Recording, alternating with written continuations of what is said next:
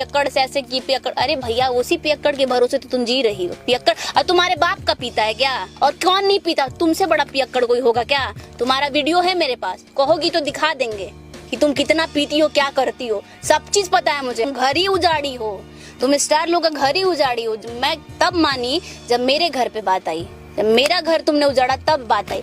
और reporter news और ये बनवाने से पहले ये सोची होती कि मेरे ही इधर आती हो हटवाने के लिए, मेरे पे ही न्यूज बनवाना कि भैया न्यूज बनाओ मेरे पे।